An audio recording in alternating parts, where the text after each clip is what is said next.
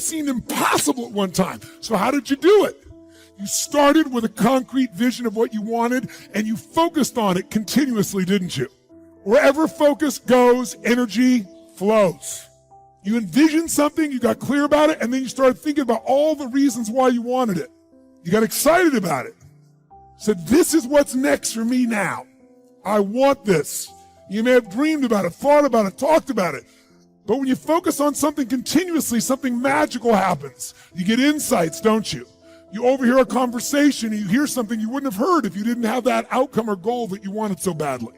Who's ever come up with something, obsessed about it, didn't even know how to do it, and it just happened and it came together? So why don't we tap into that power now for your business and life? One of the things that human beings underestimate dramatically is their capacity to get great at something if they're totally immersed in it. Totally laser focused on something. You are way more powerful than you know you are if you went crazy, psycho, obsessed, laser focused on anything, even something you're totally ill prepared for. Humans have an unreal capacity to get great at things, even if they don't have a natural talent for it, if they're immersed in it, and to learn something and acquire a ton of knowledge in a short period of time as well. Because the truth of the matter is, in society today, society is conspiring all the time in our culture to completely distract you so you never win. To just divert your focus and attention. Look over here. Look at this shiny thing. Look at this TV show. Look at this sports team. Worry about what's going on here in this war. And they get these different things on television and our phones and in our lives to just get us distracted so we never get obsessed. We never get laser focused for an extended period of time. Ask yourself truthfully, your big goals and dreams, are you really clear on what they are? Because if you don't have that, we can't even get started. You know how mandatory it is to be clear and specific for what you want, right? Can you get laser obsessively focused almost to its exclusivity, almost, but for an extended period of time?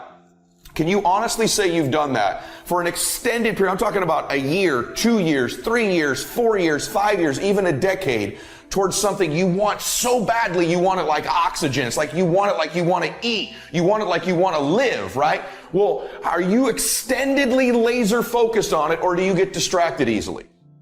There are two ways to be successful, right? And I don't subscribe to the first one. That's just natural talent. Right? And I just don't believe people who are naturally talented are better than me. I believe effort, and you've heard me say it. Your mama might come from privilege. Your daddy might come from privilege. Your daddy might own a company. You might come from privilege. You might have a father that can give you everything your little heart desires, but you will not outwork me. Why? Because I realize that the bigger the dream, the more effort you're going to have to put in. And for those of you who raise your hand and put up 70%, you'll never see it. When you said to yourself, when the ball comes out, this is what I want to accomplish, you're not the only person that wants to accomplish it. And now I ask you this question: what do you do when 1,000 other people want exactly what you want?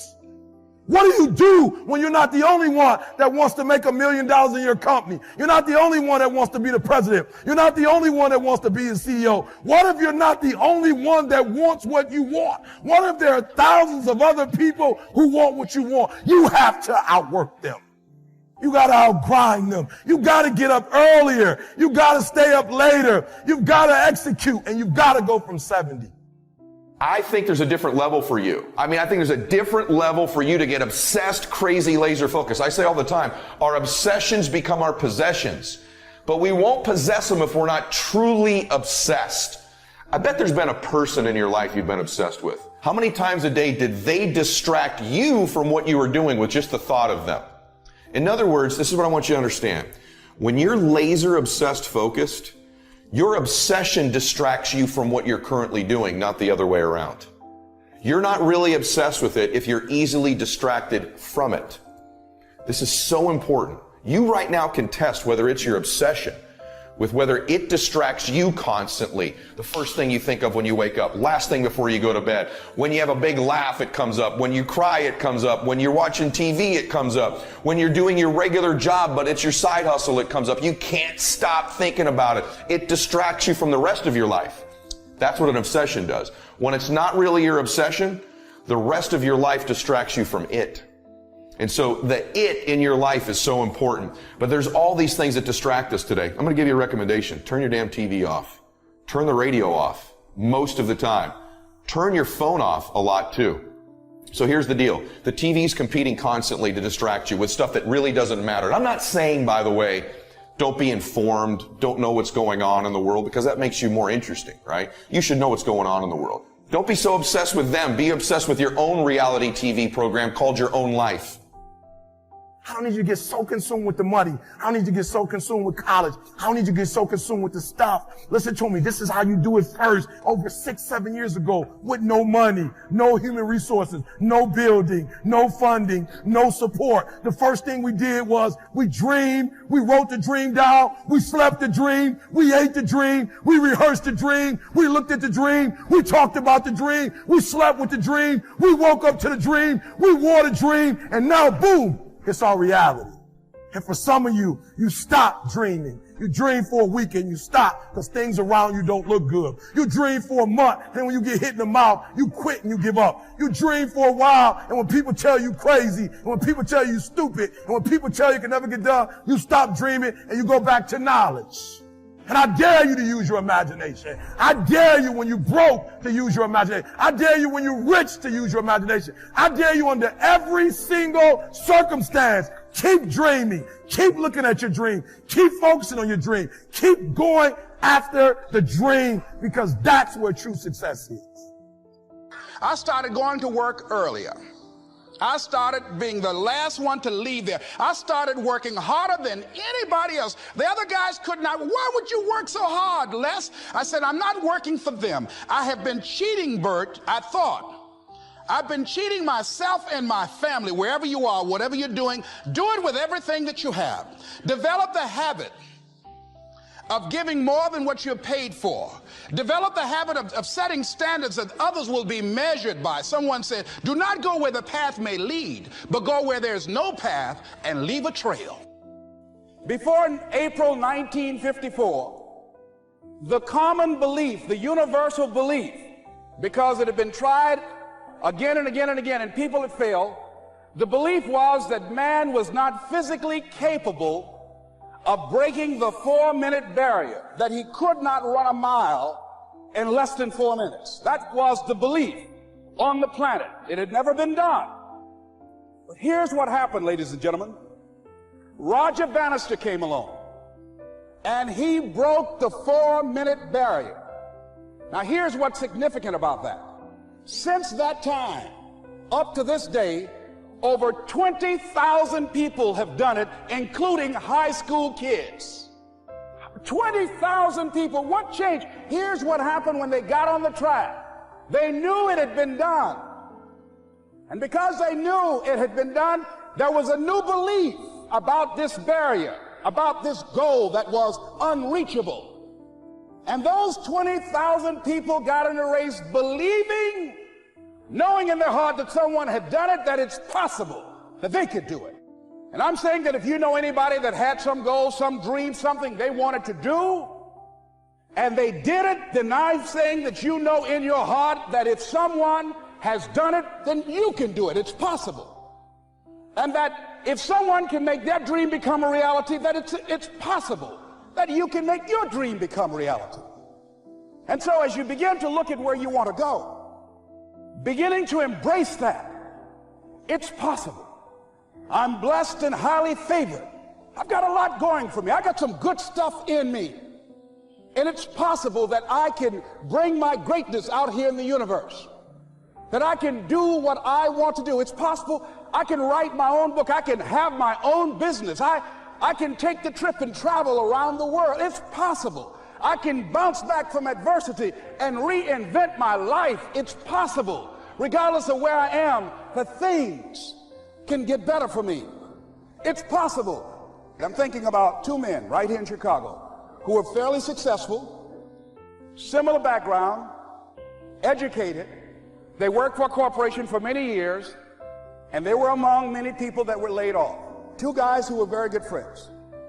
One went out looking for a job for several weeks along with the other one, and they faced disappointment and rejection again and again and again. They couldn't find any work, which is the story of many people across this country. One guy stopped. He became discouraged.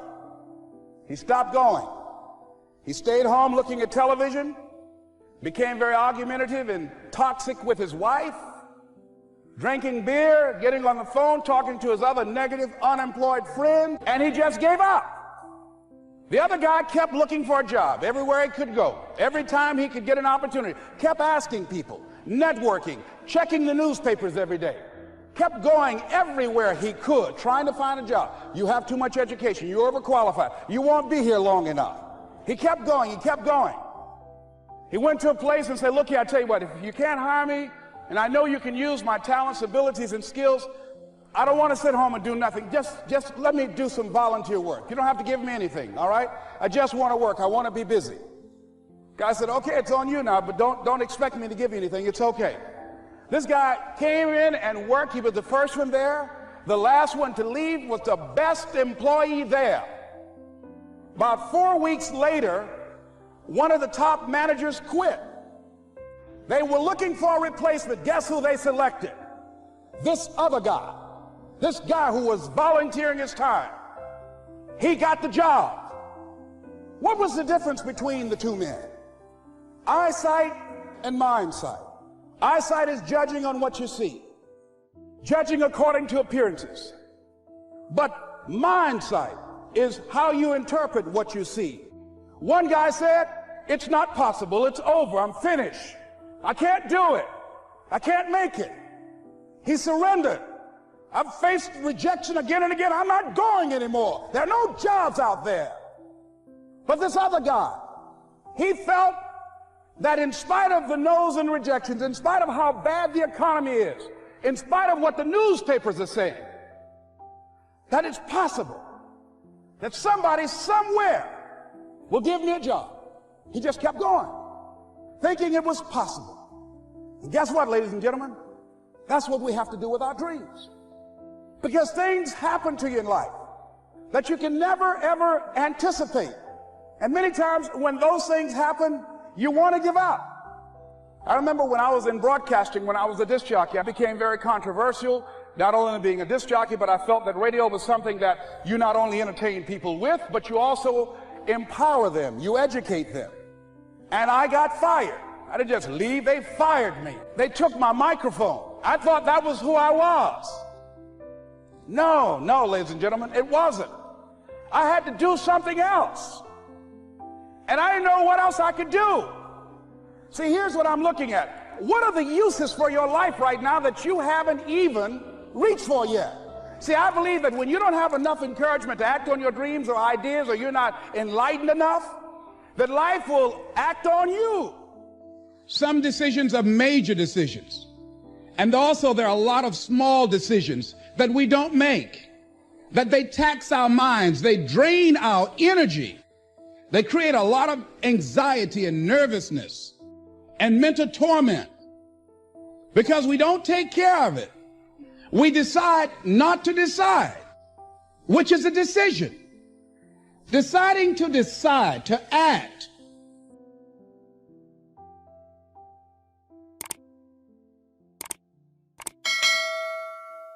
Because when you start accomplishing and the value starts to return from that one action, it'll inspire you to do the next one and the next one and the next one.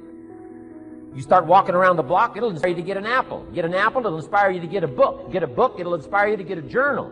Get a journal, it'll inspire you to grow, develop some skills. All disciplines affect each other. Every lack affects the rest. Every new affects the rest. The key is to diminish the lack and set up the new. And you've started a whole new life process. Also, one more thought on discipline. Here's the greatest value of discipline. Self-worth. Self-esteem. People are teaching self-esteem these days, but they don't connect it to disciplines. The least lack of discipline, and it starts to erode our psyche. One of the greatest temptations is to just ease up a little bit. The slightest lack of doing your best starts to erode the psyche. Instead of doing your best, doing just a little less than your best. Sure enough, you say, well, it's just going to affect my sales. No, it's going to affect your consciousness. It's going to affect your philosophy. Now you've begun in the slightest way to affect your own philosophy. Here's the problem with the least neglect. Neglect starts as an infection, and if you don't take care of it, it becomes a disease. And one neglect leads to another, and The worst of all, when neglect starts, it diminishes our self-worth, our self-confidence, our self-value. You say, well, how can I get back my self-respect? I'm telling you, you don't have to go to 29 classes. All you have to do is start the smallest discipline that now corresponds to your own philosophy, like I should, and I could, and I will. No longer will I let neglect stack up on me so that I will have the sorry scenario 6 years from now, giving some excuse instead of celebrating my progress. That's the key to discipline. Let's get kids involved in the least of disciplines. One more, and then one more, and then another one, and then another one, and then some more. And the first thing you know, you're starting to weave the tapestry of a disciplined life into which you can pour more wisdom and more attitude and more strong feeling, more faith and more courage. Now you've got something, a vessel in which to put it. And now the equities start to flow. And the early return, I'm telling you, if you'll start this process, the early return will have you so excited. You'll commit yourself to this strategy for the rest of your life. You'll never go back to the old ways. Join a new crowd. Join a new group. The disciplines to do it. Take action. I recommended the last time I was here the little book, Richest Man in Babylon, and I said I've lectured now to over 3 million people in the last 33 years, and I've recommended this little book to almost all of them, I think. Guess how many have actually gone and got this little book? Answer, very few. My best guess is 10%. Such an easy thing to do. In that last seminar, right, I suggested this little book, number one, is easy to find. Number two, it's easy to buy. The most you can pay for it, $6, $7, $8. You can borrow that from your kids. And number three, it's easy to read. It's in story form. That's why I use it for teenagers, teaching them how to be rich by 40, 35 if you're extra bright, much sooner if you find a unique opportunity. But if it's easy to find and easy to buy, and if it's easy to read, why wouldn't everybody go get it? We don't know. What do you know? You don't know. I don't know. Nobody knows. Here's how profound it is. Some do and some don't. Now here's the numbers. About 10% do. 90% don't or won't. We don't know the mystery of that. And I'm telling you, 10 years from now, those numbers will still be the same. 10% will, 90% won't. The numbers don't change. Only the faces change. You're looking at one of the faces. I used to belong to the 90% who couldn't be bothered even if it was easy. Guess how many people have a library card? Wisdom of the world available. Transform your life in any value amount you want. By the way, how much is a library card in Texas? Free. Here's what free is. Easy. I mean, it can't be any easier than free. Somebody says, well, would you bring it by? Well, no. At least you got to go get it. No. Wisdom of the world available. Transform your life spiritually, socially, personally, economically, and every other way. Teach you how to be rich and powerful and sophisticated and healthy, influential. How many people have a library card? Answer, 3%. 95, 97% couldn't be bothered. Let us say together, it's possible. I can live my dreams. I will work on myself. I will retrain my thinking every day. I would read 10 to 15 pages of something positive every day. I will turn off my television and turn on my life. Let us say together, it's necessary to detoxify your life. Look at the people in your life and ask the question, what is this relationship doing to me? There are some people you need to let go. Let us say together, let go or be dragged. They're emotional vampires. They will drain you. Les, can I change them? No. It's a full-time job changing yourself. There's some people that's so negative, they can walk into a dark room and begin to develop. When you're talking about earning more money, you got to be serious. People say money won't make you happy, but everybody want to find out for themselves. Here's something else. Write this down. You're going to fail your way to success. There are people who should be there to encourage you. They're going to be the #1 members of the discouragement club. When you have a dream, think it not strange that you'll face the fiery furnaces of this world. You will have tribulations. And don't complain. Don't go around telling everybody. 80% don't care. 20% glad it's you. Suck it up and make it happen. Everybody, let us say together, lead and grow your wings on the way down. Believe it or not, every successful person has jumped. You cannot just exist in this life. You have got to try to live. But to get to that life, you're going to have to jump. See, God, when he created all of us, he gave every last one of us a gift at birth. You just got to quit looking at gifts as running, jumping, sing, and dance. When you're standing on the cliff of life and you see people soaring by, you hear about them doing wonderful things. Maybe you look up the street and your neighbor just gets a car every year, every 2 years. Have you ever thought, maybe this person right here has identified their gift and is living in their gift? But the only way for you to soar is you got to jump. You got to take that gift that's packed away on your back. That gift opens up and provides the soar. If you don't ever use it, you're going to just go to work. That ain't living, man. You just existed. But the only way to see what living like, you got to jump. I'm gonna just be real with you. When you first jump, the parachute will not open right away. You're going to hit them rocks. You're going to make it worth every single moment that you use. Because here, I want you to imagine that you have a bank account, and every day, $86,400 is put into it. And at the end of the day, the account refreshes and all the money is gone. Now tell me, what would you do? You're going to take out every dollar, you're going to spend it while you can. You're going to use it all up, and don't leave anything in there at the end of the day. Well, guess what? We get 86,400 seconds every day. So I want you to do the exact same thing. Use the time. So at the end of the day, you don't feel like you've wasted a second. Spend that money. Stop wasting your life and take this opportunity to improve your life and make some progress. Go get after it. The story is not over until you win. You write the direction for your life. You are the author. So why are you waiting for someone else to write it for you? Why are you waiting for something to happen, something to change when you haven't written any words? Stop letting other people direct the path you want to be on. Remember who lives your life. You.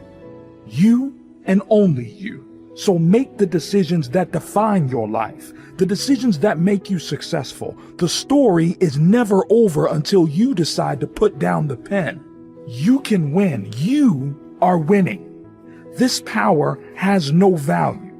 Keep writing. Don't stop designing, constructing, and upgrading your future, your legacy. This is your superpower. Belief. Because what you set as your goal is the belief to move forward. Stop murdering your legacy and your future. It's not worth the time. It's not worth the effort. Your journey begins now. So are you willing to write? Are you willing to become something? Bring the power, become the power, and succeed.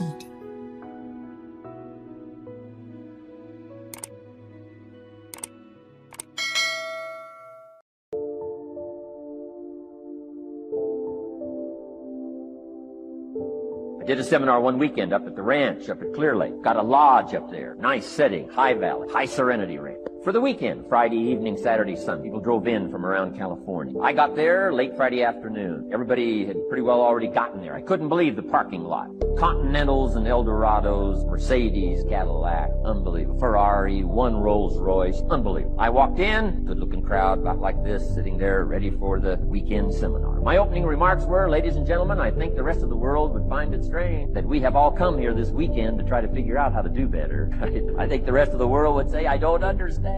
Guy in his Rolls Royce saying, I got to get to the seminar, find out how to get another one of these Rolls Royces. Unbelievable. Anyway, let's be thankful. Here's what locks up the doors and the channels to receive more: cynicism. That locks you away. That prevents you from learning more. Being a cynic about the past and the future, cynic about the marketplace, cynical about people, cynical about the institution, cynical about the setup, cynical about yourself, cynical about your chances. See, that locks away all the chance for stuff to flow your way. So, good advice, I think, today. Start off, be thankful. Here's number 2, listen well. That's going to be a challenge today. I understand that. It seems like most of, our life is still going on outside these 4 walls, right? Most of our life seems like it's all, continuing out there. Family and business and associates, market, economy, and whatever else is happening the midst of your life, and to sort of, pull your attention from what's going on out there and put it in here for just a few hours. I know, challenge, but do the best you can, listen well. Here's the last one. Take good notes. Be a good student today. Take some good notes. I've not come to entertain you, as you can tell by my opening joke, right? I would not make it in Las Vegas. So we don't have a dog and pony show today, no entertainment, but I do have some ideas. Take some good notes. Somebody showed me the other day notes they took about 21 years ago, attending one of my seminars out in Los Angeles. He said, I still use these notes I took 21 years ago to help me in my business relationship with my family. So I'd like to have these notes if they'd come that value. Then it would be worth me making the investment. Come and spend a portion of my lifetime, the energy. And I want this investment I'm making here today to pay off. And one of the ways to pay off me, for you to take good notes and then go away and use whatever makes sense. Because what I feast on coming back around is the story out of this audience today. Sure enough, 6 weeks from now, 6 months from now, 6 years from now, somebody's going to, by phone, by letter, by personal contact, walk up to me and say, the things you shared that day got me thinking. And I started making some changes. And let me tell you what's happened to my business. Let me tell you what's happened to my sales career. Let me tell you what's happened to my relationship with my family. See, that'll make it worth me. Not the money, the return. Something you can't buy with money. Write that down. It's necessary as you look at your goals and your dreams, it's necessary that you have a strategy and a game plan to change the story that you believe about yourself. And that's an ongoing process. I've discovered, and many people have, that what we do, what we accomplish, what we produce is a result of the story we believe about ourselves. My favorite book says, be ye not conformed to this world, be ye transformed by the renewing of your mind. And so as I began to work on myself, I realized that I'm getting out of one story and stepping into another story. As I become aware of some things, there's still some things I'm not aware of. So I'm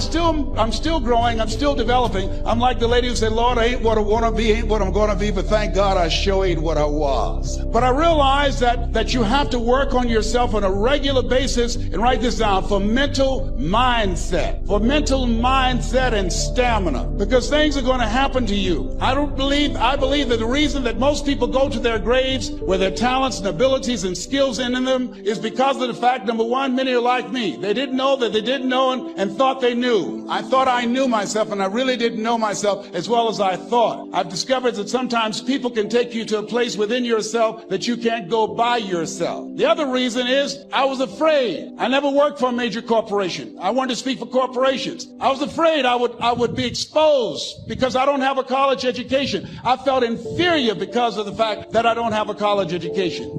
I allowed that level of fear of failure to stop me. And because I never had any experience in it, I assumed that I could not do it. I was paralyzing myself by believing and assuming the limited part of myself as opposed to believing that I had something special. You have something special. There's something you want to do. Because you don't know how to do it doesn't mean that you can't learn. I like something that I heard. You don't have to be great to get started, but you have to get started to be great. Repeat after me, please. Leap and grow your wings on the way down.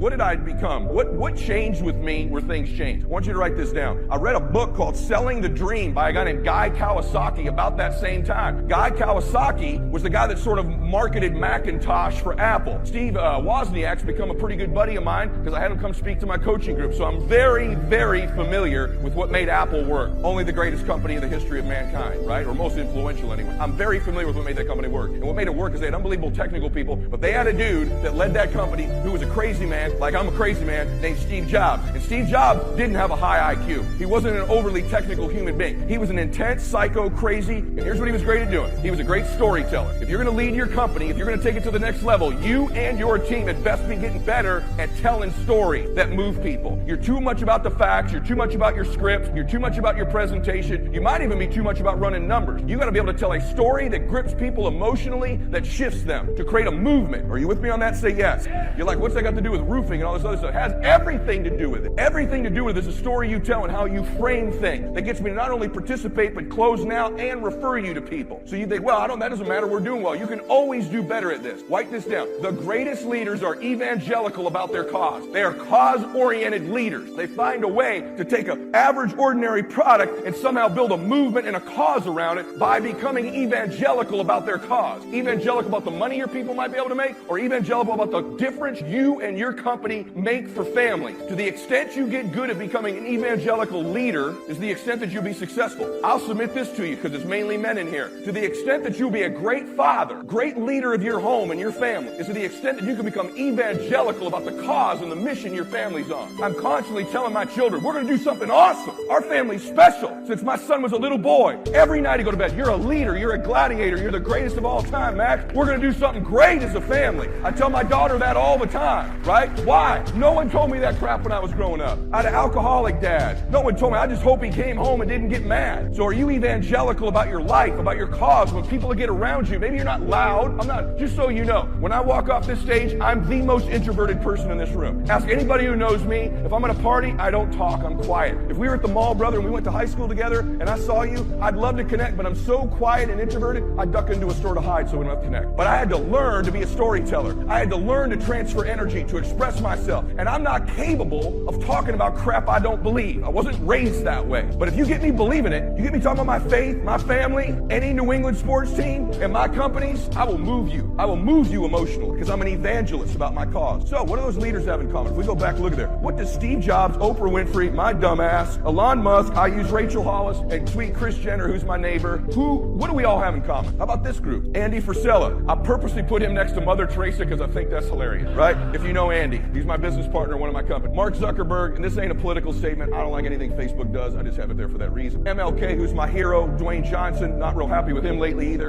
And Martha Stewart. What do all those people have in common? In different ways, they become evangelical about their mission and their cause and their company. And that will be the separator for you. You want to build a great company, a great life, a great family, great wealth? I'm evangelical about all of it, all the time. That's a very specific word, by the way, evangelical. What do all they have in common? You got that. What's an evangelist do? A person who seeks to convert others, especially by public preaching, a zealous advocate of a cause. That's what an evangelist does. You must speak about these things, write about these things, post on your social media about it. When your people get around you, it's infectious and repetitive, and you don't tire of saying it over and over. I like when my guys roll their eyes at me. Here he goes again. This is the mission we're on. This is what we're going to do this year. And they're rolling their eyes, and I'm just putting it in their consciousness again and again and again because I'm relentless about it. Amen? Yes, say yes. So, why? Because our obsessions become our possession. It is not in your current situation or your current paycheck. And if you've been living like that, you have then restricted yourself to a commonality that is really not yours. Because what really God got for you is really in your imagination. Now, since there's a lot of church folk in here, let me tie that to a scripture, because this when you really start to affect black folks. See, y'all don't really believe nothing till you tie it to some type of church thing. So let's just go on and do that. And once again, before I start this, I am not a pastor or a priest, and I can talk for a very small amount of time without cussing. So it's really,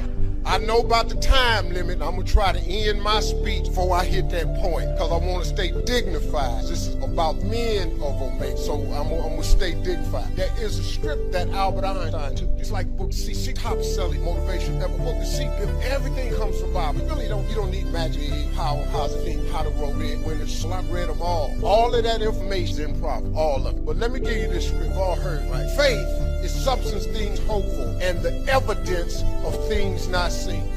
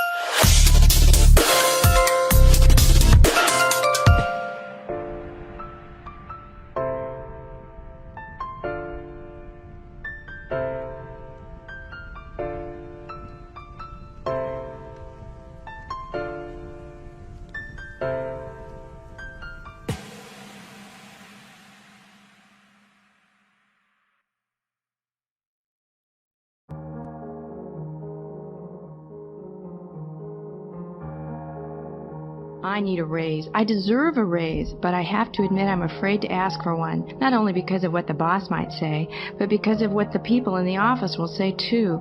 They might think I'm kissing up or trying to be better than them, you know? Fear of what other people may think or say about you often blocks opportunities. The action cure is to first make sure that what you plan to do is right and justified, and if you feel sure it is, then go ahead with it. Don't get hung up on what other people might think. No one ever does anything worthwhile for which he or she is not criticized somewhere along the road. These are just a few examples, but the procedure to cure fear and win confidence can be summed up in 2 stages. First, isolate your fear. Pin it down. Determine exactly what you're afraid of. Second, take action. There is some kind of action that will cure any and every kind of fear. Now remember this, action is more than just a cure for fear. Action is a tool for success. Action is a confidence builder and a self-belief builder. Action, making things happen, is what separates a dreamer from a doer. Now, it's good to dream. Many good and useful ideas come from dreaming, but ideas without action are like a car without an engine. In other words,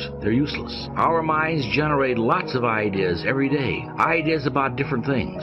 It will help your success plan if you get in the habit of capturing those ideas when they happen. Carry around a notebook or some small cards so you can make a note of your ideas and keep those ideas in an active, accessible file. That can be anything from a fancy cabinet to a shoebox, but make sure they're in a place where you can easily get to them and look at them frequently. Review your ideas and cull out the ones that don't have any value, but the ones that look feasible, hang on to them, research them, read everything you can that pertains to your idea, talk it over with your friends, your family, fellow workers, polish your ideas, think and dream about them, and then act on them. Remember, excellent ideas alone are not enough. A fair idea developed and acted upon is 100% better than a great idea that dies because it isn't followed up.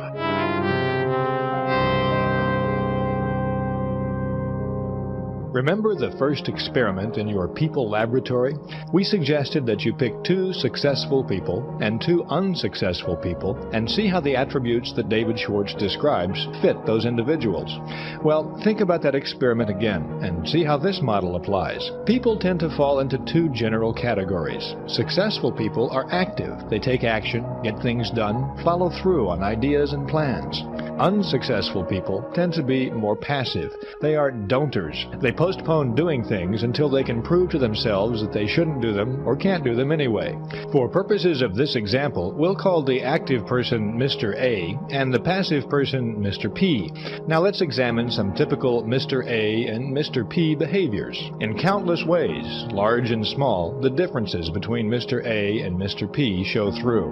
An employee at work does a particularly good job on a tough assignment, and Mr. A decides to write him a note to congratulate him on his achievement. As soon as he makes that decision, Mr. A sits down, writes the note, and has it delivered. Mr. P decides to write a note too, but he has some other things to do right now, so he doesn't get to it right away. And then he forgets for a day or two, and the note, in fact, never gets written. Mr. A, at the age of 45, decides he wants to go into a new line of work. He researches the field he's interested in, decides on a course of action by formulating a plan for success, and he follows through, step by step. In 2 years, he's on a new career course, and he's glad he made the change. Mr. P, at the same age, also gets the idea that he'd like to try something new, but he sits down and thinks it over, and decides that it's better not to rock the boat at his age, because if he failed, he'd be too old to make a comeback. Mr. A gets the things done that he wants to do, and as a byproduct, he gains confidence. He gets a feeling of inner security, self-reliance, and he also earns more income. Mr. P is afraid to act. He doesn't do the things that he wants to do. He limits his possibilities by convincing himself of the folly of action. As byproducts, he loses confidence in himself, becomes negative about life, and he lives in mediocrity. There is a saying that says, experience is priceless. It's a shame you have to pay for it with your youth. To become experienced, it's going to cost you your entire youth. The only way to get experience, you got to get old. I know you don't want to, but old is the goal. I tell people all the time, kids come up and they go, man, Mr. Harvey, you old. Old is the goal. See, if you stop getting old, the day you stop getting old, you're gonna die. You're gonna die. It's over. It's over for you. See, I like getting old, because that means I'm still here. So, it's so many things to that question. But there is a balance. You have to have a good time. You have to do your work. You know, and then parents, let me tell you this. It's not just schoolwork. Kids can't just do schoolwork. You got to give them some time to enjoy themselves. You know, you got to give them time to be a kid. You know, you got to let them go do something. I know, be focused, be focused, be focused, be focused, be focused. Focus, focus, focus, focus. Hey, man, they young. They young. They just want to go outside. They want to do something fun. Now, fun over here is way different from fun in the United States. So I don't know what that is, but they just want to have fun. You got to create a balance. So like with all my kids, my youngest child now is 22 years old. So I don't have to watch them. Yes, I do. Yes, I do. I still watch them. Yes, but they're not. They can all drive. They all got cars. They all have their own apartment. They're independent. They all have jobs. I'm very fortunate. All of my children have to be, you know, I put 7 kids through college. You know why? Because I flunked out of school. I flunked out of school. I failed in school. I was expelled from school and couldn't go back. I was not a good student. And so I didn't want my children to have to suffer the way I suffered with no education. See, and then sometimes my kids would go, well, Dad, look how your life turned out. You didn't have an education, and look at your life. Yeah, but you ain't got no jokes. See, my life turned out okay because God had given me this incredible gift. I have the ability to make people I've never met laugh. So I have a gift. You don't have this gift. You need education. You got to get educated. So all of my children have gone to college. And that's been a very proud thing for me. But I had to learn to let them have fun too. So, you know, we go on family vacations and things like that. And we try to sit around and have family time. You know, we try to eat some meals together. Like I'll have 1, 2 of them here with me. My son's with me all the time. I don't know where my daughter is. She's with their mama. I don't know. My son, he's gonna come with his father because he loves me. Roderick Stephen Harvey Jr., I named him after me. That was my firstborn son. I have 3 sons. And he's a very good son. A lot of beautiful women over here, but he knows we don't do nothing over here. We're going home. The Muslim men over here, they're not playing. They're not playing. There's no game with them. These Muslim men over here, they love their daughters. Don't play. So, we going home. We'll go somewhere else. We're not here. Look, this is a real simple answer. To create the balance, you just got to take some time out to do some stuff you enjoy doing. Now look, my enjoyment is probably very different from yours. So don't do what Steve do. My enjoyment is very different. But you have to find the things that you like. You got beautiful beaches here, go to the beach. Do something other than work. Because man, all work and no play makes Jack a dull boy. You cannot work all the time. You have to do something for enjoyment. You got to, man. Why are you making money? Go buy yourself your favorite food and go eat it on the beach. Go get yourself, just sit down somewhere. You can't, I have to remember where I am, so yeah, just buy yourself something to eat and sit on the beach. Just do that. Don't be trying to find a cigar and all that. That ain't gonna happen. Not here. I know I tried.